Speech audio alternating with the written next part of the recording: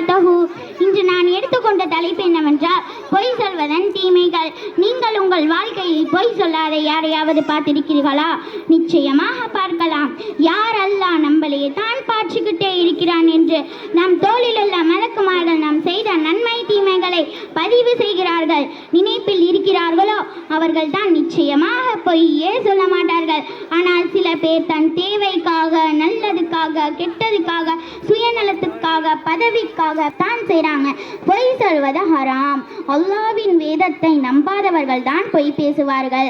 அல்லாஹ் தன் திருமறை குர்ஆனில் பொய்களை பற்றி என்ன சொல்கின்றான்னு கேளுங்க.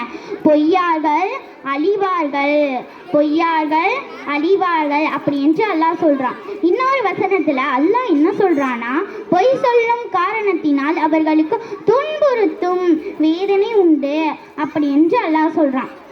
யார் பொய் பேசும்போது ஆஹா பொய் பேசிவிட்டோமே என்று உள்ளம் முறுமுறுக்கவில்லையோ, பொய் பேசுவதை பாவமாகவே கருதவில்லை என்றுதான் அர்த்தம். நபி ஸல்லல்லாஹு அலைஹி வஸல்லம் அவர்கள் கூறினார்கள், பொய் சொல்வது அல்லது பொய் சாட்சி சொல்வது பாவத்தின் மிக பெரிய பாவம் என்று.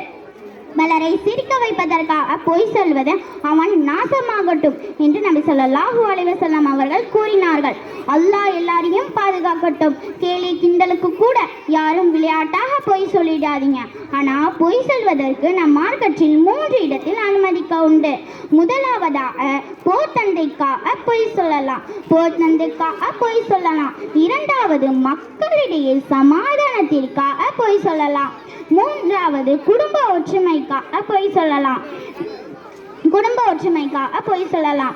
யார் நபி ஸல்லல்லாஹு அலைஹி வஸல்லம் சொன்ன இந்த 3 விஷயங்களை தவிர இன்ஷா அல்லாஹ் வேற எந்த சூழ்நிலைக்காகவும் வேற எந்த சூழ்நிலைக்காகவும் பொய் சொல்லாமல் வாழ அல்லாஹ் தௌஃபீக் செய்வாயா. ஆமீன் ஆமீன் யா ரப்பல் ஆலமீன். அஸ்ஸலாமு அலைக்கும் வரஹ்மத்துல்லாஹி வபரகாத்துஹு. அடுத்து